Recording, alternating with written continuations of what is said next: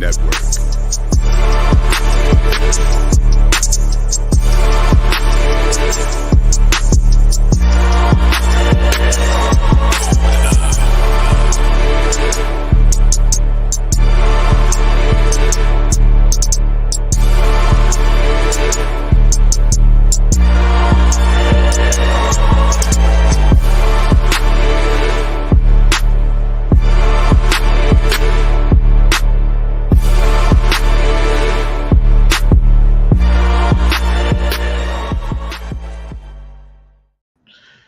Welcome to the Fourcast. It is the two-cast tonight. We got Dawk is in New York, and Wilks is playing Mr. Dad or Mr. Mom right now. So we're gonna ride with the two of us, coming at you with another great episode. Man, we've been on a little bit of a hiatus. I think it's been the past 2 weeks we haven't done a show. One was the day after the award show, and the other one I think was Labor Day. But you know, we back in the mix. Back on the scene. HRap, how you doing? I'm good, man. I'm good. It's good to be. Good. And so tonight, it's a new series that is out. This is right up our alley. Everything that we have done on the history of the Fourcast.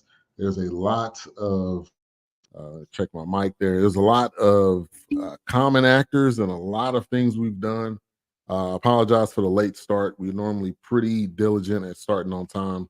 A little late tonight, but really excited about this series. It's called Fight Night, $1 Million Heist. We're going to review episode 1. We're going to do an episode each week.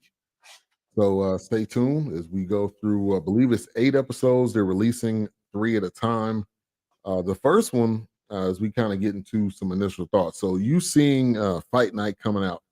What was your initial thoughts? Were you thinking this is like right up our alley? You know what? I didn't think. I'm really not the greatest Kevin Hart fan, so I was really teetering on watching it because I'm like, Kevin Hart. But I was pleasantly surprised. It is a very good program. Yeah, and you know, Kevin Hart did a good job in True Story. That was one that we reviewed as well. Different than what he does. It wasn't the I'm just gonna be funny, I'm gonna try my hardest to be funny. It wasn't one of those. And he actually did this. He actually did this one, and it was another similar type of role. He did have some comedy in it, but it was more of a I'm trying to make it in this game. I'm trying to make it something, a name for myself. I'm trying to create something, kind of from nothing, but a lot of great actors. Taraji P. Henson, Kevin Hart, Samuel Jackson, Terrence Howard with the funniest Jane Fonda wig, whatever that is, man. As soon as I seen that, I was like, I'm definitely watching this. Because this seems like a what was the name of that movie? Hustle and Flow type movie. That chick. Let's get to the chat real quick. Plays by CJ. Thank you for tuning in, man. Make sure to check out his channel. Man, coming with it. Whenever time he's going live, it's definitely worth watching. So tap in, make sure to subscribe. Do not watch it at work. Do not turn the volume up at work. You will get fired. Okay, you will get a pink slip the next day, or maybe that day. But CJ doing his thing, man. I checked out one of his lives recently, and he's got a huge following as well. So his followers definitely come. They shut the chat room down. Blue Streak, thank you for tuning in, watching from She Shed. Oh, shout out to you.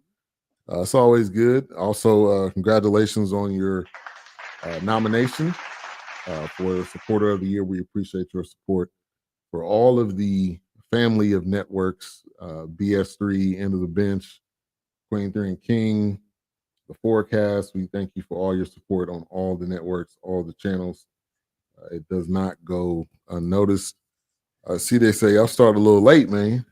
We'll forgive you this one time. Yeah, we normally are not like that.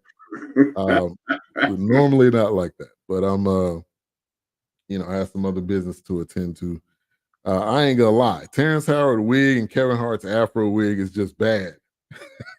Hell no. Let's talk about that. It just gives you Kevin Hart is believable because it looks like Kevin Hart. He had an afro like to some degree at that that length. But the whole thing with Terrence Howard, that is completely not believable. That is just for pure comedy. He probably picked that out just out random, and they were like, "Nah, Terrence, that's not the one we want for you." And he just picked it out anyway. That's what I was thinking. But it fits his character, and it's hilarious. But give me your thoughts on the Terrence Howard and the Kevin Hart. You know what? See, y'all be killing me. I don't be looking at that. You had to have seen Terrence Howard. No. But I'm from the 70s. I got uncles that look like that. I know people that still have that attitude. There's this dude named Fly. I knew this dude named Fly on the north side of Chicago. God rest his soul. My cousin Vincent introduced me to him. And this is 98. He drove a royal blue Eldorado with the donut white walls. He used to look like Sheep from Superfly. So I know cats like that. So I was just like, yeah, I remember cats used to look like that. That's all I thought. So y'all a little younger than me. So y'all ain't used to seeing a bunch of dudes looking like Cat Williams out here, man. Yeah, man. I called it the Jane Fonda. Man, he had a Jane Fonda type wig on. That was a thing. I've seen people look just like that. So it was like, okay. I think the history of Terrence Howard and the different movies he's been in, we've never seen him like wearing something like that. He did something like Hudson and Flow. He did he had a perm, I think, in that one. Yeah, he had a perm. But this one was just, it was different, man. It was different. Yeah, I feel you, but it's just like, that wasn't a rare. I've lived in a time in which there was a lot of people that look like that. And I was like, oh, they really going for the 70s look. That's all I thought. Yeah, they you're right though. You're right though. They did go for the 70s look. The music, I know you don't really, but the music in the intro was like a 70s commercial or TV show with the kind of Shaft type of sound to it. So I mean, they definitely brought the 70s. There's no doubt about that. Yeah. Over to Claiborne, he said, well written. I definitely, I was immersed into the jam. Yeah. Like, don't get me wrong, I did think, that he looks kind of ridiculous, but when you grow up, I mean, I think I might know somebody with that hairstyle now. That was definitely not in my era, but I mean, in movies that we've seen, even ones that we reviewed, I mean, they had a pimp. There was a pimp that had a hairstyle like that. I don't mean no pimp. I mean, you talking about regular cats had hair like regular cats running around here with that. Wow. I mean, look, Cat Williams is one of those guys, man. Yeah, running around with a perm, man. Yeah, man. Yeah, that one definitely got me, but I was hooked when I seen that photo. I was like, okay, Terrence Howard is going to be in rare form. Now he didn't say Maine at all. I didn't hear him say that. That's his tagline. That's just what he normally says in most movies, but he did not say it so far. But it is a long series. The 70s was a different time. I agree with you. I obviously wasn't living during that time, but to HR's point, I'm sure it was just a different era of fashion, hairstyle, all of that kind of stuff. Yeah, man. I mean, you see, for decades you've seen 70s parties. Yeah. I mean, man, with the afro and that was slick, man. I mean, the bell bottoms and the shoe with the fish in it. I ain't never seen that. That's something I've never seen. A cat with a live fish in it. No, I see people with platform joints. But I ain't never seen nobody with no fish in their shit. He said Terrence Howard had that cream corn wig from Black Dynamite. Straight up, man. See, that's what I'm talking about, man. I mean, it just didn't seem strange to me. I was just like, yeah, okay, they taking it back to the 70s. Yeah. See, they said Terrence Howard is known for choosing bag wigs. I remember them dreads they had on Empire. Empire had a lot of bad hairstyles. I didn't watch Empire. Yeah, I watched it probably the first season or two. That was good. Nia got that sugar-free hairstyle. Yes, that is it. That he did that. That was it right there. He definitely pulled that off of there. All right, so let's give a little backstory on this. It's called Fight Night, the $1 Million Heist. Some of it is true. Some of it, obviously, you know how they do in these types of shows. They stretch it. It's going to be more theatrical. It's going to give you some suspense. It's going to give you some things that are probably true, but not around the same timeline necessarily. So it starts off as Samuel L. Jackson shooting Kevin Hart, and he's basically making it seem like, you know, you played me, and now you about to have to face these bullets. And so they kind of start from the end and rewind back. It says 2 weeks before. Chicken Man, which is played by Kevin Hart. I love that name. I mean, we all had a Chicken Man or somebody, you know, in the neighborhood. Me and Dawk know of a guy we used to call Chicken Man because he always had chicken. I mean, he went to our church, but he always had. Every time we turn around, dude had a chick at a drumstick or a wing or something. So we called him Chicken Man. Chicken Man. Yeah. I could eat chicken every day. Hey man, we used to bring. I mean, I'm sure people did this. We used to bring chicken to the movies, man. Bring that chicken to the movies, and that was in some. What was that we did? The High on the Hog, where they used to pack the chicken when they were making road trips because it was easier and. It was better to eat, you know, it lasted. But so this is kind of based around the Muhammad Ali fight. So when he came, he was blacklisted from boxing over his objection to the Vietnam War, defeated Jerry Query at the sold-out Atlanta Municipal Auditorium. So this is when he decided, I'm not going to fight in this war. And he had, I think it was 3 years that he was away. And this was his comeback, and nobody else wanted this fight. And then Atlanta stepped up, and there was the congressman, or I'm not sure what they said it, but I'm not sure what his role was, played by a pretty well-known actor. I'll see if I can look his name up real quick. But he seemed to be the one that was kind of initiating this whole thing to have the fight there, which I respect that. I definitely respect that, and that's even not only did it help Atlanta became what it was, but I think this was some of the early beginnings of Atlanta becoming the Black Mecca. You know, so give me your thoughts on that, and I felt like it was a good center for this first episode. Yeah. I do remember reading about this that all 49 of the 49 of the 50 states in the United States of America would not allow him to box. And Georgia said, we will. And it just shows you how capitalism is king in the United States of America. If there's an opportunity to make some money, people are going to make the money versus stand up against their virtues. And it's amazing that when you see something of this nature, you notice that United States, you have citizens, black and white, in the United States of America, anti-Muhammad Ali. But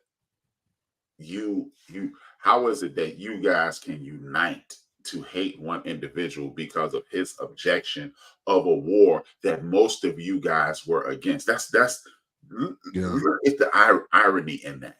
Right. Most of the people in the country are against the Vietnam conflict. Most of the people in the country at that point were segregated. You know, it was a black and white thing. It was an up and down thing. You know, it was. And yet you unite in what has been the blood of America for such a long time on hating a situation. But when it's time to make some money, I ain't gonna hate you until I get that money in my pocket. So it was classic America. Yeah. Go after the dollars. I mean, forget the so-called values that I have. If it's down to the dollar, I'm gonna take that dollar and throw the values out the window. Keisha Walker, thank you for tuning in. She said, good evening. Congratulations on your Supporter of the Year award. We appreciate your support. Overton Claiborne as well. He was a nominee, Supporter of the Year. Appreciate you. He said, classic. yeah, it is classic America. It is from the beginning of time. It's all about how much money and how much of the dollar can we consume. So let's talk about the guy that's playing Muhammad Ali. I feel like we do this every single movie Muhammad Ali is in. He's not a easy person he's not, first of all, he's not living. So it's not like you can walk around with him. I mean, obviously you can watch film, you can watch tape, you can do different things, but he is so hard of a person to portray on film that I don't think anyone has gotten it. I think Will Smith is maybe the closest to get it there. But if you're doing some of these shows, I don't think you got the right guy. I think he had some of the cadence. I mean, some of the appearance, some of the mannerisms. But when he came to Morehouse, I was honestly laughing because I'm like, this is not necessarily what I envisioned. The character to be. But again, it's hard. So give me your thoughts on. And that's Dexter. Darden is the one that's playing Ali. He's a really good actor. I'm gonna definitely give him his props. He's a really good I actor. actually believe Dexter did a great job. I mean, I was satisfied with Dexter's job and doing Muhammad Ali. The cadence, in a lot of cases, the cadence will take you over the top. Denzel Washington. I remember. I'm old enough to remember when they recruited Denzel Washington to be Malcolm X. I remember me and my homeboy Tran and Big Illinois and all us sitting around going, "You should have got Fishburne. It should be a Fishburne, because it's more aesthetic with Fishburne. Yeah.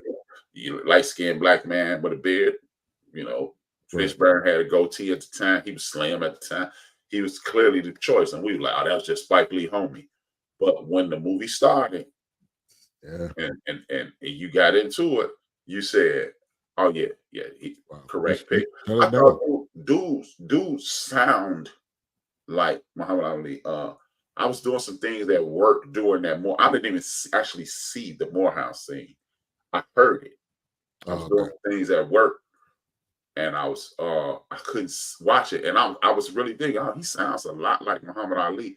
He had the motion, even the scene at the lake when he had to check him, and then I thought this dude. And of course, I think Will Smith has done it the best. But again, I think it's more of a look with Will Smith. Will Smith didn't look like Muhammad Ali, but they were both bright guys, light guys. They both were big, tall guys. Will threw on the weight, so he got more of a Ali look. But this dude, I thought he did a great job at it. I mean, the cadence was dope.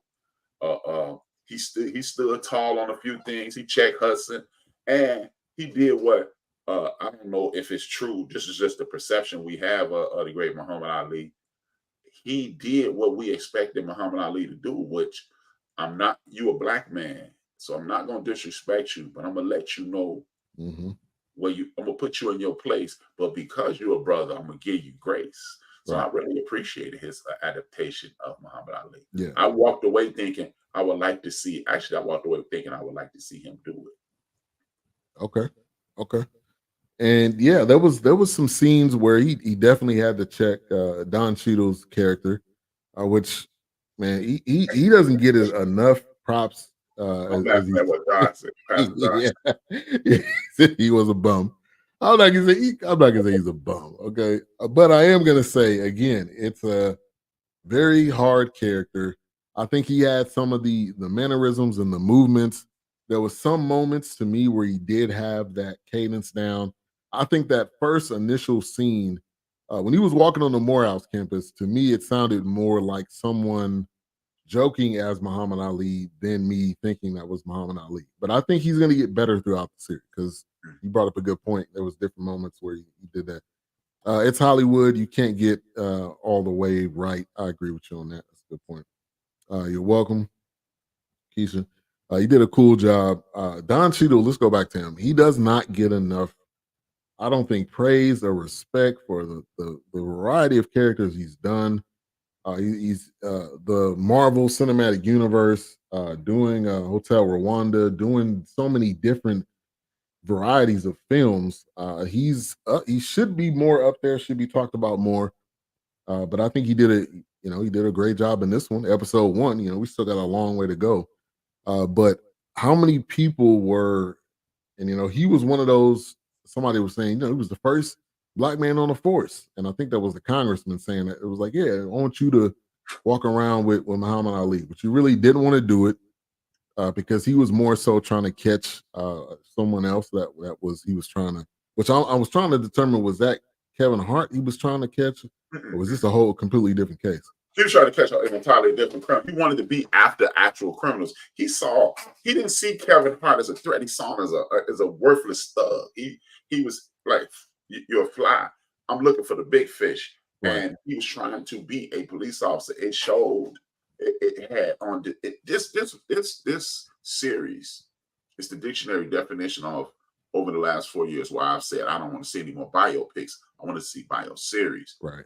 This encapsulated America like this is one of the best adaptations of America that I've ever seen in my life. You got the black man who's just a black man looking to take care of himself, and I am taking his position seriously.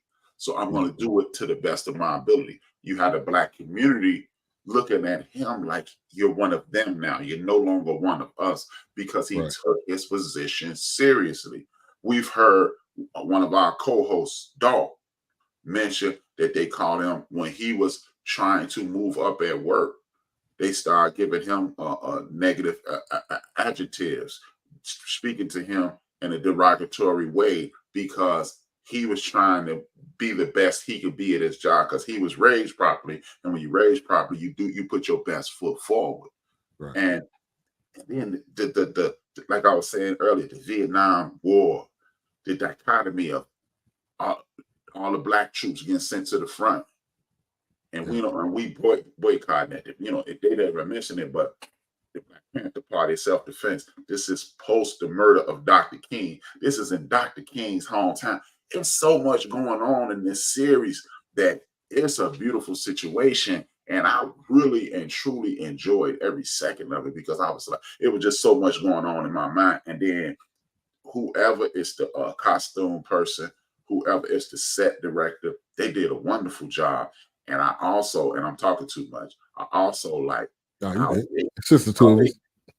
how they inculcated everything in America into this film. Yeah. What people who don't know, Samuel Jackson played Leroy Nicky Bonds. That's Leroy Nicky Bonds, man. And it's just, it is a reminder. It inspired me for my program tomorrow. It is a reminder of why I go so hard on my Tuesday program, because this is what me and Samuel Jackson's character is on the same page. Yeah. I shut up because I've been talking. You good. He said, I love how they kept to the time period. Yeah. There wasn't any slip ups at all, even from the house.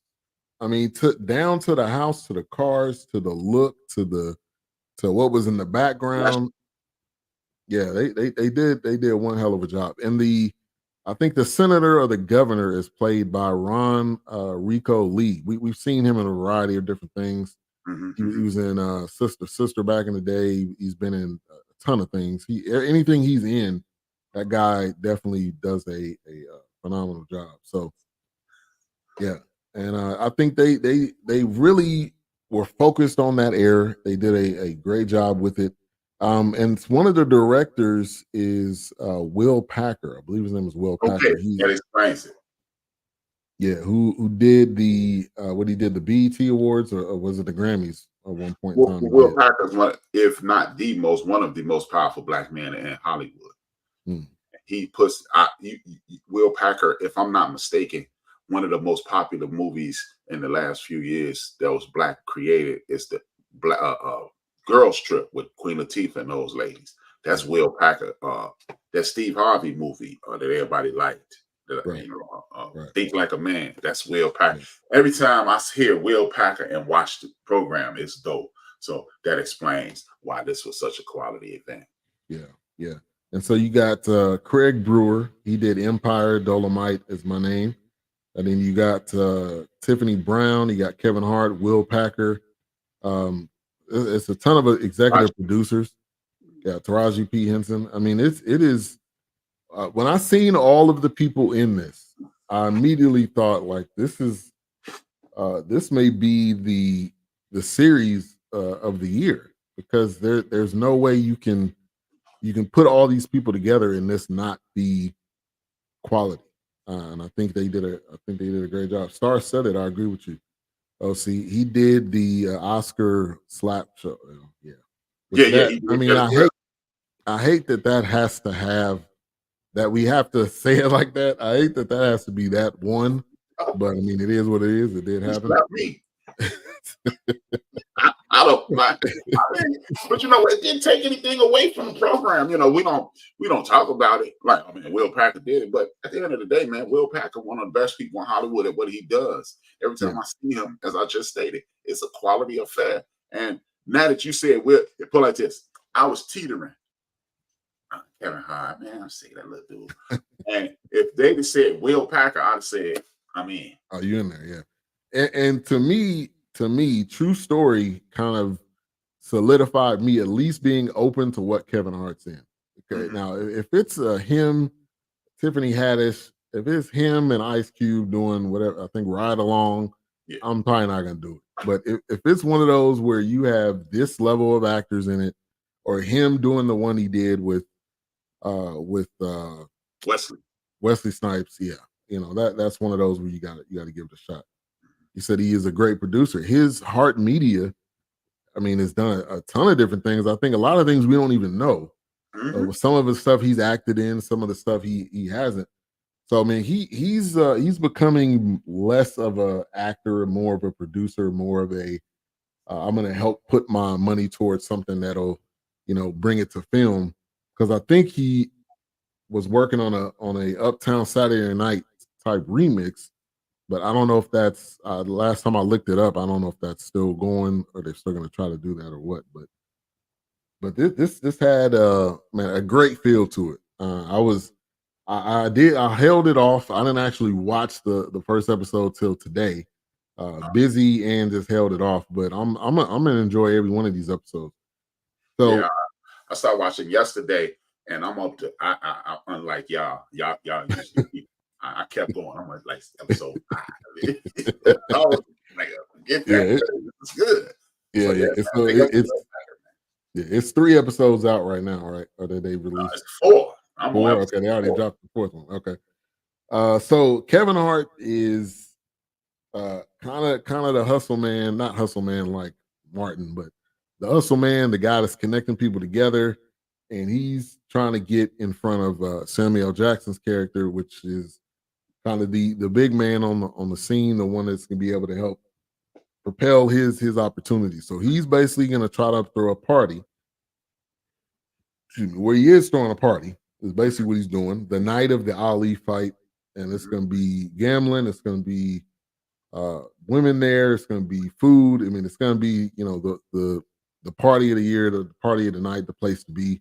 So all of these people are coming from different places, and that's kind of the gist of the episode 1, and it ends basically with him at the fight, and then he's you know, calling his wife, letting her know, hey, I love you, man. I think this is the big one, and then we'll get to the end of episode 1 here in a minute, because that's obviously they did a great job with a cliffhanger to kind of introduce you into what's going to be the next episode.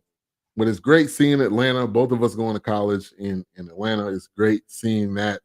And his story, Samuel Jackson talking about the red dirt, man, I felt like that was a powerful moment. And I think, you know, when you see a lot of these characters, a lot of these guys that were kingpins, or a lot of these guys, they weren't horrible people. Did they do some things, obviously, that contributed to some of the things in our community? Yes, but they had families. They were they felt highly about their people. So it's a double-edged sword, because you're empowering people, but you're also poisoning people. So there's, you know, some of both. But him talking about the red dirt, talk about that and what he said. Him talking about the red dirt really touched me, because something me and you never even talked about, and I've rarely talked about it with anybody, as a matter of fact. one thing I think Georgia is a special place in the United States of America. That's why this kind of touched me, because from the very first time I set foot in the state of Georgia to the very last time I was there, I always feel very different. I feel enriched when I go to Georgia. You know, Atlanta being the place, but it's just different down there, man. I mean, it's being overrun, and when he started talking about that red dirt and the red and the blood and the dirt and things of that nature, and how he wanted to be the next Mansa Musa, I totally agree with what you said. You made the statement that this is the Mecca. It is the hub of Black America, and man, this is powerful, because you got a dude who is a quote unquote gangster, and we're looking at these people with and through the scope of, you're doing debauchery, you shouldn't be here. But what we need to do is peel back. Shout out to Jungle Brother, peel back the onion, because that's his favorite saying. It's time to peel back the onion. Let's peel back the onion on criminality in America. You know, the first thing you hear, the Jews are running things, but the Jews started off as gangsters too. They started off as gangsters because they were getting picked on. And they say, we're going to create this criminal underworld. And you got Sam Rothstein, you got Maya Lansky. These guys were gangsters. And from what I understand, I wasn't there clearly, that they take your head off if necessary. And then you got the Irish mobsters, you got the Italian mobsters, who are the most famous. And then you have the Black Mafia that they spoke about. What people in our community need to realize is this. And most of us being spiritual people, crime and debauchery is a part of the fabric of the world. You're gonna have criminality, you're gonna have murder, mayhem, and things of that nature. It's not going anywhere. Well, what we can do is do what every other culture in the country has done. Use that criminology, put it into the soil, and let it grow up other things. You have numbers runners, who's Kevin Hart, Chicken Man. Those some of the dudes who used to bankroll our great Reverend Dr. Martin Luther King Jr. and Hossa Williams and other people. Their movements were bankrolled by these people. Do we want our money to come from sex, murder, and mayhem? No. But you know what? Sometimes, like Maya Lansky, he died one of the richest men in America, and he started his fortune from crime. Joe Kennedy, one of the more powerful men in America, he started his fortune from crime. So instead of waving our finger, what we need to do, stop just saying scripture in the Bible and start reading scripture in the Bible. Love the person, not the sin. Because if we can get behind some of these people, if there is a person in the criminal world, like the character Samuel Jackson played, maybe if we got behind him, he would move like Joe Kennedy, like Maya Lansky, like other criminals. They'll move out of the negative and move all their business in the positive, much like a fictitious character, Michael Corleone, wanted to divest from criminality and want to go into the oil business, the olive oil business, things like that. Maybe if we start embracing some of these people, and again, I'm not saying go get the most bloody, murderous person in our community. And, hey man, you can kill 50 people, you can sold 50 pounds of cocaine. You are a guy. But some of these men are good men. We get behind them, they divest from criminality, and then we put ourselves in a situation so we can rise. And then at that point, as they say, all boats, a high tide lift all boats kind of situation. So yeah, I appreciated that. Yeah. And I got two quick examples to your point of people that take what they did, but I was flipping into something positive. There's a guy called he has a food truck, and a food truck is kind of demeaning because the dude's food is amazing, but it's called Dope Boy to Hope Boy. You see, he's here in Dallas. He makes vegan food that tastes so amazing it would make you want to become a vegan, because you wouldn't even realize that that's what it was. The other one is Wall Street Trapper. I mean, everybody, people probably see him on social media. He's got a backstory, and he's now helping people make money through the stock market that for me growing up, I didn't really understand it. And there wasn't really a lot of people that said, hey, this is what it is. So for both of them to do things and change their change their environment, change what they used to do into something different, which is what we do best, man. Just flipping things into something positive. Those are two prime examples, and it can happen, and it's a two-way street. I think both I think the person and obviously the environment sometimes has to change. Yeah, man, because one of the things, see, this is the beauty in my mother, and this is coming up on the anniversary of her transition. Me and her took this class together. The class was things you don't know, and that's exactly what you're talking about. Wall Street Trap. This goes back to the Malcolm X book. Malcolm X says West Indian Archie could have been a neurosurgeon or astronaut had he had the opportunities. Maybe the Leroy Nicky Barnes, maybe the big cat, the fat cat in New York, Kenneth Supreme McGriff, Felix the Cat out there in Oakland, where you from. Yeah. If they would have been afforded the opportunities, maybe they wouldn't have been those guys. But we live in this debaucherous world in which, because what you look like and who you lay with and who you pray to, you are ostracized. Yeah. You in your mind, because it's always the decision. Don't get me wrong. It's always the decision to be made. You can go get your McDonald's. You can work 2 McDonald's jobs selling dope, but that sounds good until you come. Who want to come home smell like a Big Mac every night? You know what I mean? Yeah. Coming home with the lights off. Yeah, come home with the lights on. But if we stop judging people, again, this is what me, and this is why I'm glad my pastor's my friend as well. Because we sat around at church yesterday for about an hour and a half and we talked about things like that. Maybe instead of just looking at the Bible as this punishment, this consistent punishment by God, maybe the Bible is a warning. And this is why I always tell people, when you listen to true hip-hop music inculcates everything into the music. You remember that song by the dude Killer Priest? Ironically, his name is Killer Priest, but he made a song about the Bible, and he made it an acronym, basic instructions before leaving Earth. Maybe it's not God wagging his finger at you. Maybe it's God saying, "You see how they blew it? Don't blow it." Right. And this is why, you talk about it. And he, being a criminal, he immersed himself with the history of our people. What, my granddaddy's blood is in that mud, that make it my mud. That's my blood. Let's take it back and rule again.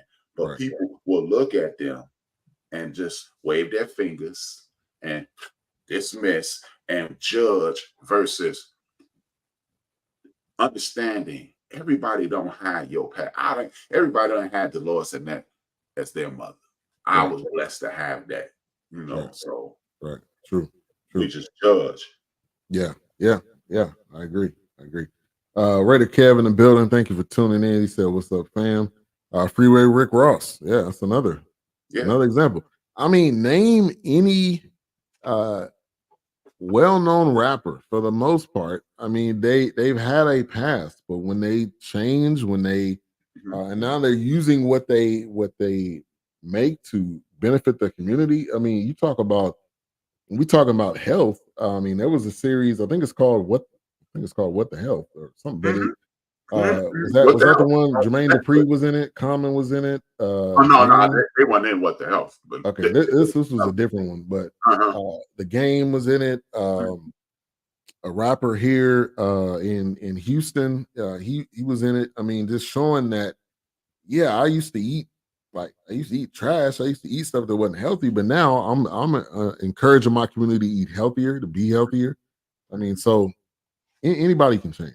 I mean, the Bible has plenty of stories of people that were one way and they became another way, and they impacted their community. So, man, this series, I mean, for just to be episode 1, I'm looking forward to every single episode. I think it's definitely going to show. Again, our people in a different way. It's also going to show some different characters, and I think the impact that we can have. So Chicken Man ends up getting kidnapped at one point of it, and he ends up coming up on this guy. His territory was like Florida, and they're all kind of connected. This is like if anybody listen to Biggie, The Commission, if anybody's seen any mob movie, it's kind of that where they have their own kind of territory, and so he ends up getting kidnapped, ends up realizing like, all right, I need to find my way to get out of this situation because I'm gonna have to get this guy half the money, and he ends up helping out Moten. I think that's Samuel L. Jackson's character, and so that just goes to, and Kevin Hart does seem like that type of guy. I believe he could probably talk his way out of any situation. I just think the guy has a mouth. He can talk fast.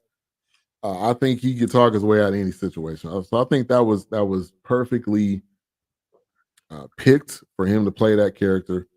And so Samuel L. Jackson is deemed the Black Godfather in this, but I thought his last name was Moten. But I think it's perfect for him to play that particular character. Just in the amount of movies he's been in, and he just sitting back in the back of the car when he was looking at Kevin Hart, he was like, "Yeah, you already know what it is. If you cross me, that's gonna be you next." So it was good. Yeah, and that's the thing, man. I personally believe this is. I'm trying to stay non-political. It's hard. It's hard. Yeah, but it shows you how, look, we don't understand everything. If we get up and go to work every day, being, what we deem squares, we don't understand. We choose not to try to understand the inner workings of criminality. And in a lot of cases, we don't need to know. You don't need to know what's going on. It's that old saying, if you knew what it took to make a sausage, you might not eat sausage. You know what I mean? So hey, that's real. So we, other communities have and will and continue to thrive off said criminality. And we live up to standards that have been set in front of us, that we're the only people attempting to adhere to those standards. You can't just shop with black stores, because that's reverse discrimination. Meanwhile, every other culture is eating off their community and our community. It's this joke that I've seen on social media. If you this age, I bet you never seen your grandmama cook a taco. And it's not because my grandmother may not enjoy a taco, but she understood. You go down to MacArthur's, that's a place here in Chicago, soul food place. You can go to the Green Store. That's a place that was in my neighborhood. You can go to Jerry's. You can go to Terry's. You can go to Farmer Brown. Those are Black institutions from my childhood that, until I got a job to pay for prom in high school, I rarely ate McDonald's, because me and Big Illinois would go across the street and we would enjoy. Look, put like this. This is how much my neighborhood, and we talking literally, and I'm not exaggerating, it's about 10,000 people in our little housing complex, right? They knew Big Illinois so well. He was like, it was one of the days you get your little paycheck or summer job, so that money burning a hole in your pocket. Oh, yeah. That, me in Illinois, we chilling. He said, "Did you get paid today?" I said, "No, it's next week." He said, "I'm gonna buy you something to eat." Cool. He calls Jerry's. It's like it's a fast food joint. He said, I still remember all these. Like, let me get an Italian beef dip with hot peppers, mild sauce on Terry sauce, or Jerry sauce on the fries. Yeah. And the lady said, "Okay, Aunt, that's it." He didn't say his name. He said, they knew him. And then she said, because she's my man Big T and Joe, that's their mother. Yeah. She's like, "Okay, Aunt, that's all." He said, and he handed me the phone. I was like, "They know you?" And he's like, "Hey, man." On the first name, on a nickname basis. Yeah. Not even a first name. Right. It was like, Aunt. Like, they know your, and but when we step away from those things, that's why our community has been weakened. Because, see, I literally had a guy, and I'm not going to say his name because he's a good brother, but what he said, I deem a bad thing. He said, I said, "See, I was saying this is what we have to do." And he said, "No," he was trying to say, "I want to eat at a highfalutin restaurant." He said, "But I want to have some good food sometime." I was like, "So Black people don't make good food?" Yeah. And he realized how denigrating that was. And it's part of brainwashing. It's part of the trick. And we need to get away from that trick. These standards that have been set in front of us, we need to just wipe them away. Oh man, we don't need affirmative action. Meanwhile, 40% of Harvard is legacy students. Yeah. Wait a minute. Just about half your population got here because they're white. Yeah. Because their parents were, yeah. Right. So, that's why I really appreciate this dude, man. Will and the people who wrote this, Overton Claiborne, that was his name, Overton Claiborne, he mentioned this is well written. It's only a couple things that kind of stood out to me when Taraji said, we need to diversify our portfolio. That's a 90s term. Yeah, they wouldn't. They wouldn't say that. No one said that. Yeah. You went to the future on that one. Yeah. But it was What's up, Big Mo? Big Mo in the building. Thank you for tuning in. Yeah, it was definitely well written, and for it just to be one episode, man, that just tells you what the future of this is going to be. And so, obviously, they're at the fight. The fight. What would you say? Trust me, yes. Yeah. They're at the fight, and kind of at the end of the episode, they're having a good time at the party. They go to the party. Somebody comes in, and then there's two guys at the door with shotguns, and they banging on the door. Everybody get down, put your stuff down. You skipped the portion. Oh, go ahead. You skipped this when Kevin Hart came in and made his pitch and knocked old boy off. Oh, you talking about the Puerto Rican guy? Because remember, right. You got Kevin Hart is the numbers runner, fast talking, slick talking dude. He a grifter for lack of a better term. I ain't gonna call him a grifter because he wasn't a con man. He was a hustler. I'm gonna call him a hustler. Yeah. Hustle man. And he was a hustler. So you got and it's business. If I was a brand new podcaster with this wonderful idea, and I knew you had a contract, like let's say your contract with Roku just took off. Yeah. And I know you, and you got me and rando person over here. Yeah. I'm gonna slide in and use my connection. Right. I'm getting in. So he used his connection with the dude who's playing Samuel Jackson's guy, and got the what we call in Chicago. He hit a lick. Yeah, he got the plug. You told the guy that was originally going to plan the party. Mm-hmm. That's the guy that was that the guy that was at the door that was about to. That's the guy who. Okay, you got Kevin Hart's guy. Remember he had the little walrus looking joints too. Yeah, you talking about the Slickback? I don't know what that guy. I think his name was Slickback or something like that. Yeah. Whatever, big green suits and all that. Right. He drove on them and he said, "Look, man, I'm the guy. He want to do it, but I won't." But and then it also turns out that he immediately went. He said, "Man, he gave it to this old country Negro, right? And one of his country homies." So again, instead of trying to work it together, we take on I got to do it. We take on the characteristics of our oppressor. If I can't get what I want, I'm gonna take what I want. I'm gonna cut you out of it. Yeah, exactly. Yeah. So it was one of those things. So it's in short, it's one of those situations to whereas I am thoroughly impressed. The only thing I've been more impressed with is by this Black woman. She is I would argue she created my all-time favorite television series, and HBO cut it short.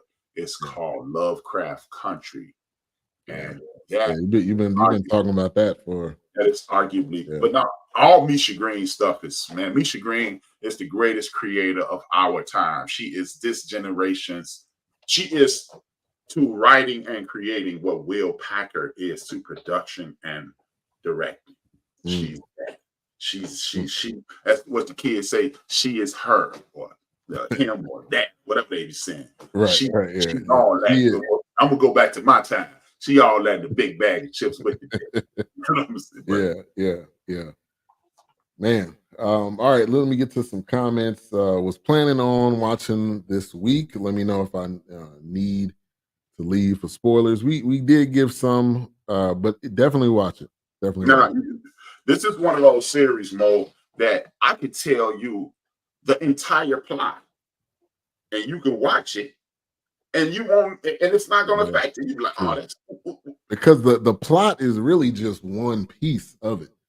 Every person has their well, Kevin Hart's kind of the center character, but everyone has their piece to it, and everyone kind of has their backstory that I'm assuming they're probably going to kind of get into a little bit. But yeah, definitely watch it, Big Mo. It's definitely worth it. Lovecraft Country was dope. Yeah. And I'm sorry to say this, I still have not watched it. I feel like I need to like this ASAP. Me and Ray Kev, who you have on the screen, we have this Randolph and Mortimer Duke kind of thing. We bet each other $1 on stuff, right? Yeah. And at this period, like I done been down and he done been down. He down $1 now. And if he lucky, he take that bet today.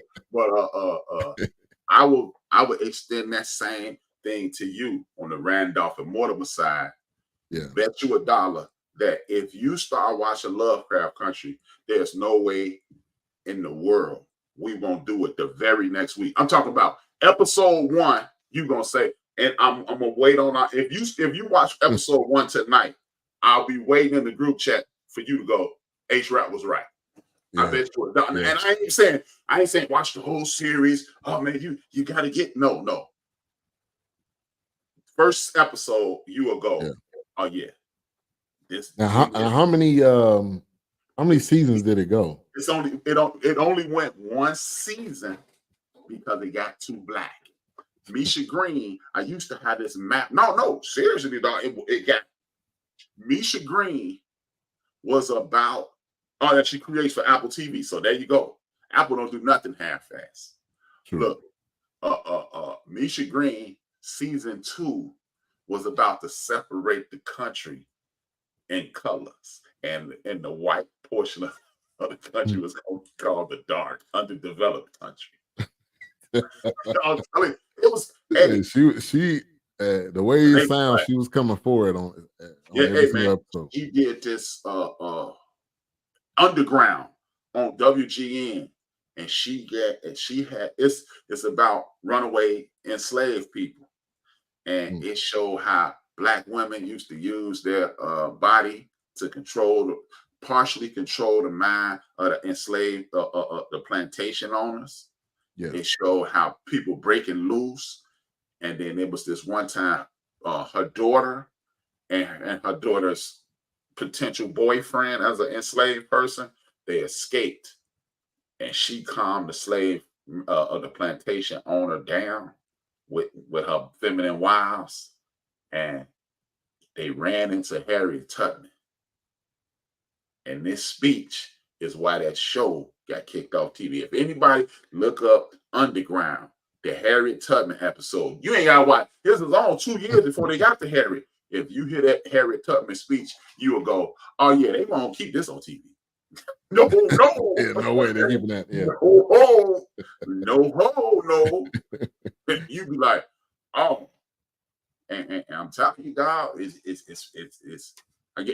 that's that bet right there. You take that bet.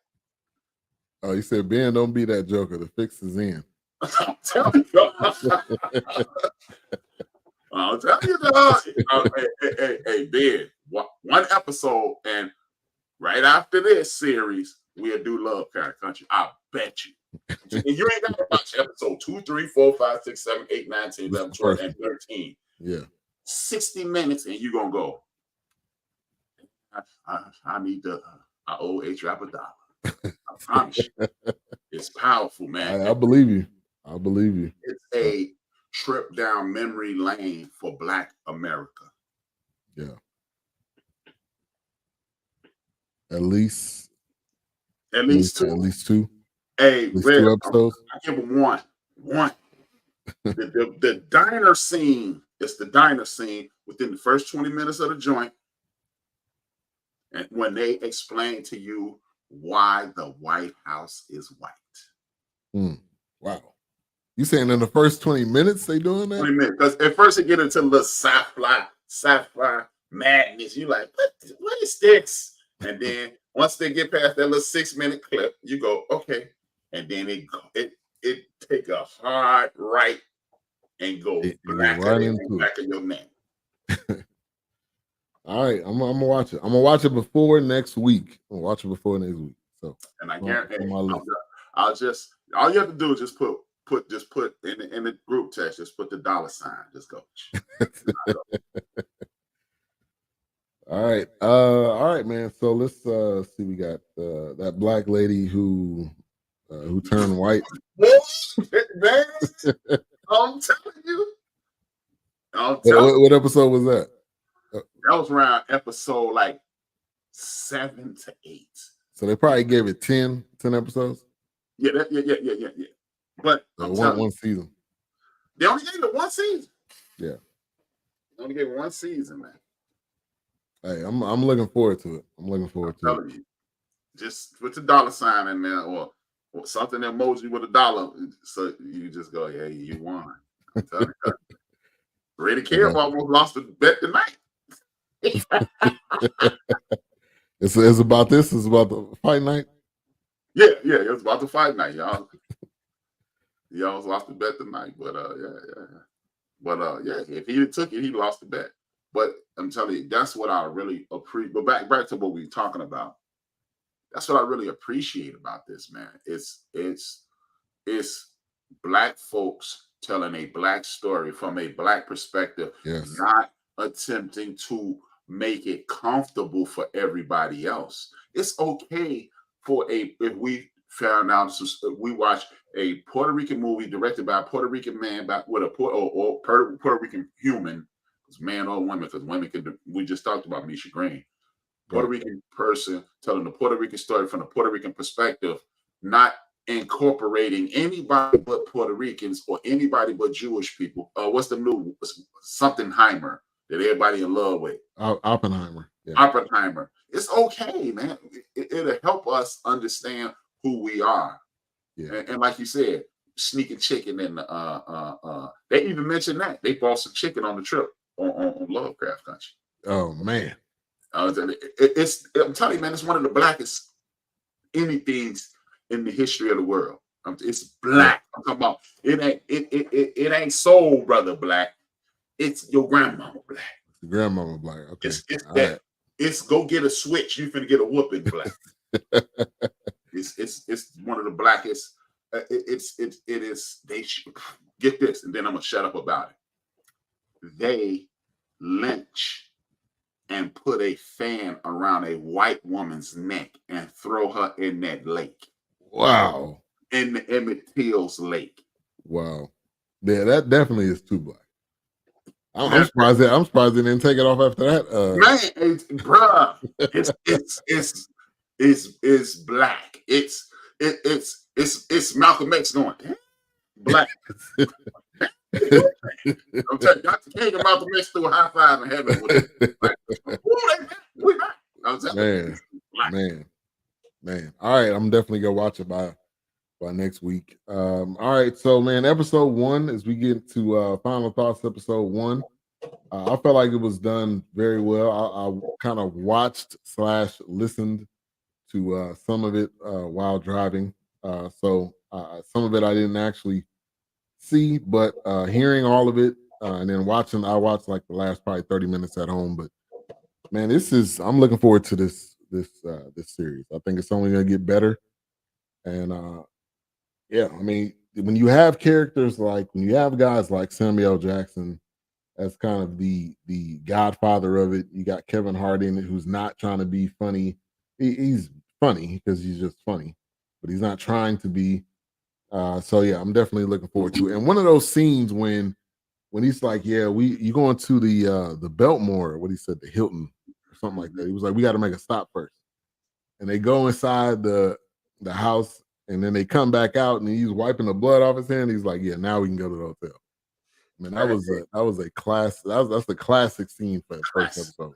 What's even doper is he said, you want me to turn on some music? He said, no, I like the quiet. That was a double entendre. Shut up and listen to what's gonna happen to you if you get out of line. Right. And Exactly. And then they get back in the car. And then when they looked at each other in the rear view, he was like, yeah, you know what it is. Don't cross me. Don't cross me. I'm telling you. Hey, you know Jesus? No, well, you're gonna meet him if you know. You're gonna meet him real soon. Tell him I said hi. If you slip up. slip up. Yeah. But a great ending of the episode with the people at the door. I'm like, man, I may watch the next episode tonight just to see what's gonna happen next, because obviously when you have him calling his wife, like, you know what, man, this is the big one. I was like, all right, something about to go wrong, because when you make that phone call in a movie or a TV series, something about to go left. But yeah, final thoughts on episode 1. Yeah, I can't really give it to you. I mean, it's just an excellent episode. That's all I can really say. The reason I can't say it is because I'm on episode 4. I don't know when episode 1 ended. Wow. I don't know when episode 1. And we may do, I don't know if you down, we may do 2 episodes next week to kind of catch up, because it went by pretty fast too. But like this, I don't think we can only do 2 next week. I mean, I'm not saying I ain't willing to do it. If we watch this, we're gonna do the end of the series next week. I'm just saying, unless it's like 12, 13 episodes, if this is short lived, it's 8 episodes, but from what I understand, they released 3. Then they did the 4th one. I'm assuming it was probably last week, so they're probably gonna do the 5th one this week. So yeah, I don't know. Yeah. Hey, bro, this is good. This is good. This is good TV. This is good old fashioned TV. It's a lot of subliminal messages. It's a lot of speaking directly to us, but it's good old fashioned storytelling, and that's what I truly appreciate about it.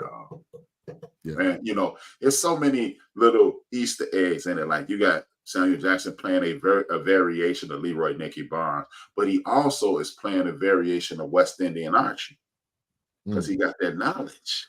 Yeah, and then you got these two breaking it down. You got Cadillac. Remember, that's one of Cadillac. Cadillac was one of West Indian Archie guys.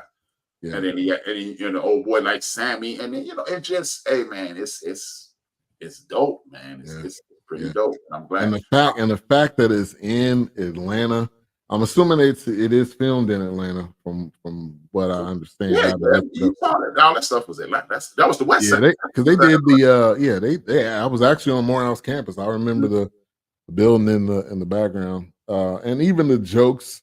The jokes they had as soon as they seen Chicken Man, and Terrence Howard was like, "Yeah, man, I thought you was gonna cluck." Yeah, for some reason I thought this nigga was gonna cluck. But yeah, I mean, that's us. That's man. That's us. What? I don't know you, but I have like you.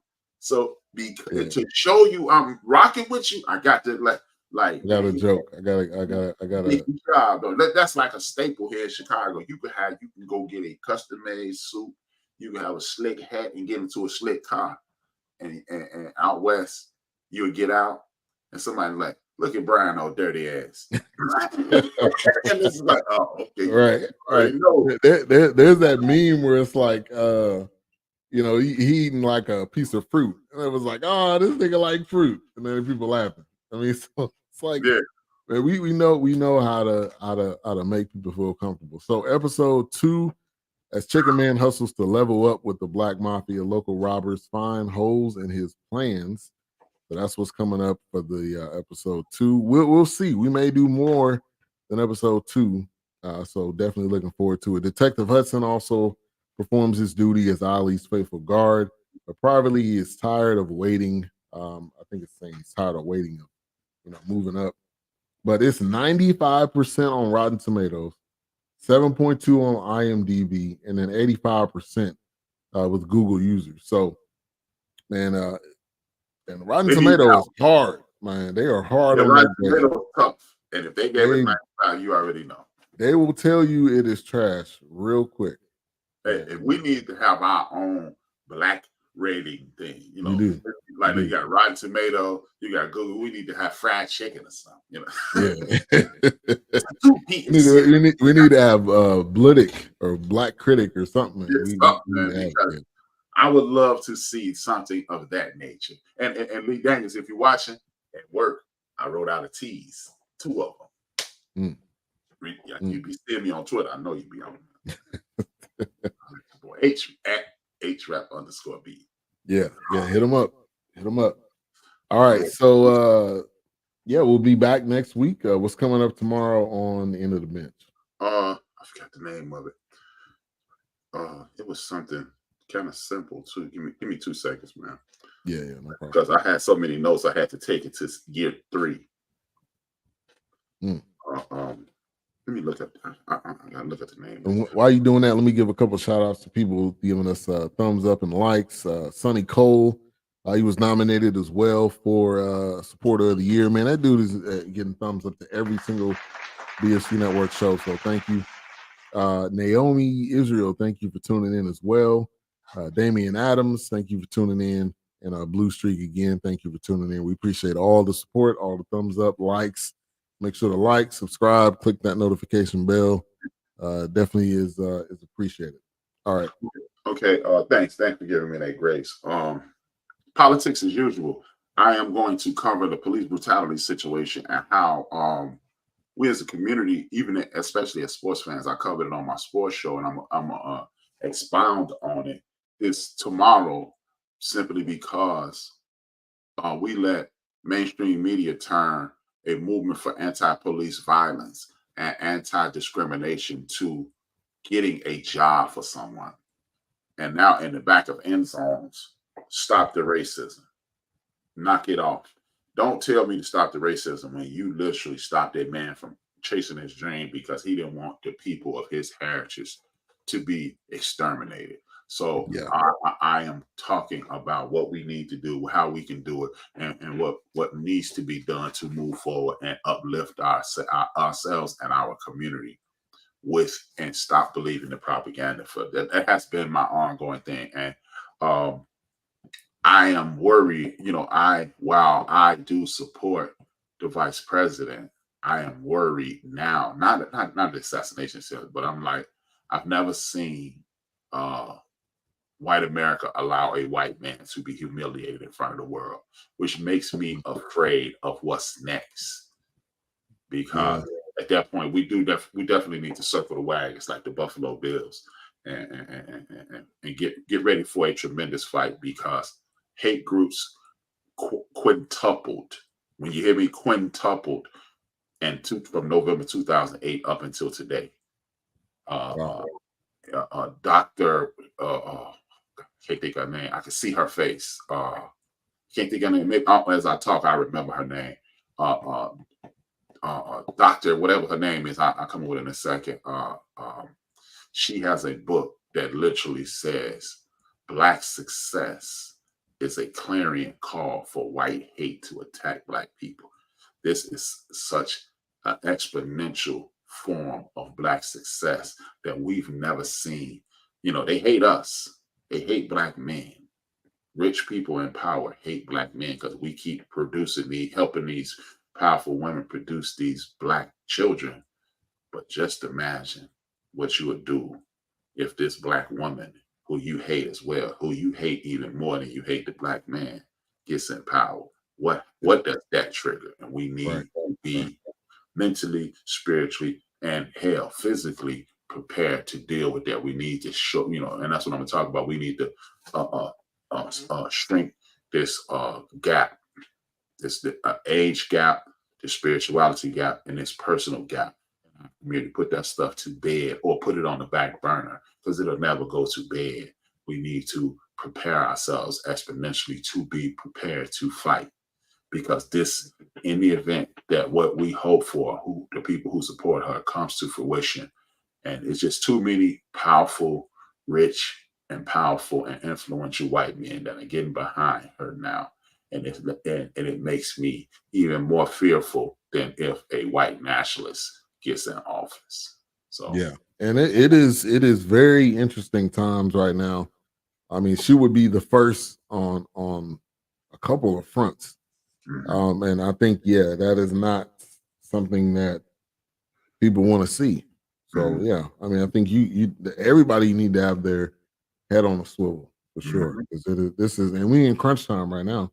We 2 months out, so everything we've seen so far is just the tip of the iceberg. So yeah, I agree with you. I truly believe that. I totally agree, and I truly believe that. So what we need to do is make sure we are You know, like Cyrus said, we need to get organized and ready to fight. Yeah. Redican said all this conversation is fine. That I missed the breakdown of the soundtrack. You missed that part, man. That breakdown was about 2.5 seconds. But man, the music was fit the times. It was good. It was good. They didn't have any. They didn't have any music from today's time. It was all from the 1970. That was 1970. But I know you heard some of it. Nah. You heard it, but you didn't hear it. I heard. God made it, so I couldn't hear it. I had to hear it, but I didn't listen to it. Right. I'll be so immersed in the story, man. Shout out again. This is my mother. My mother used to read to me and have my sisters Theodora and Phyllis read to me, and then Phyllis got sick of reading to me and taught me how to read. Yeah, you can read on your own now. Yeah,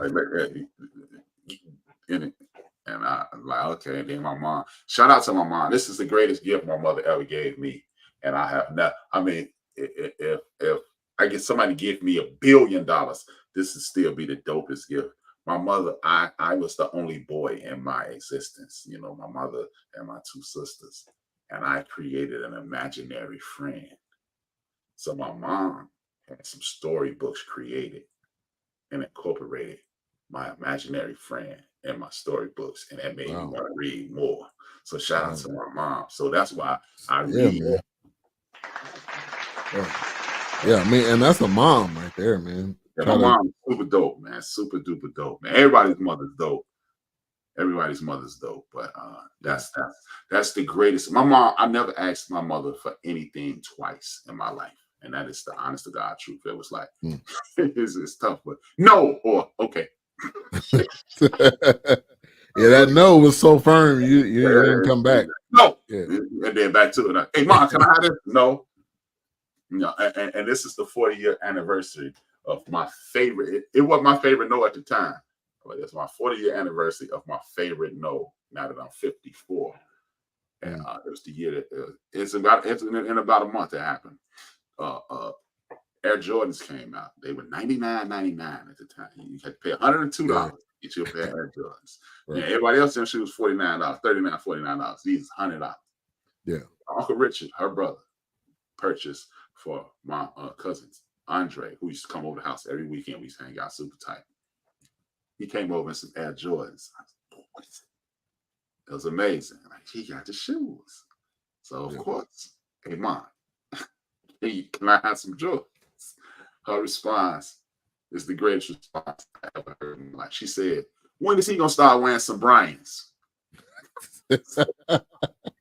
Man, that is 100% a black mama saying right there. When is he? When he gets start wearing some Bryans? I was like, just give me $39 so I can get these. Right. But now it's been my favorite. No, it's crazy. But that's who my mom was, man. She was super dope. God bless her soul. She, you know, and before we go, believe it or not, even though I came with the idea years before, the reason me and you are talking right now is because of my mother. Right before she passed, we talked about something I told her when I was 10, and she told me I should do it, which in essence is the end of the bench. And then it took me some years and years and years and years later to do it, but I launched my very first individual podcast on her birthday, December 13th. Wow. So the reason we on right now is because of my mother. Wow. Man, it's a beautiful moment, man. And people that are watching, enjoy that time with your parents if you still can, with your mother, your father. Cherish those memories. I mean, and live out those things that they instilled in you, like we talked about, earlier. Live out those things that they've encouraged you to do, they've inspired you to do, because it goes a long way. I mean, they would want you to live out with those things that they said. So, but man, thank you everybody for tuning in. Next week, Fight Night, the $1 Million Heist, episode 2. And Ben or will more. tell you that he owes me $1. Right. I probably will. I definitely I'll will. tell you. I don't think there's a Queen 3 and King tomorrow with Dawk and the crew out. But we're going to leave you tonight with a video by our sponsor, Share Alternatives. Make sure to check that out. 100% natural dental products. They were at the BS3 Network Awards and, did a great job and brought some of the products. So check this out. We'll see you next week. Peace.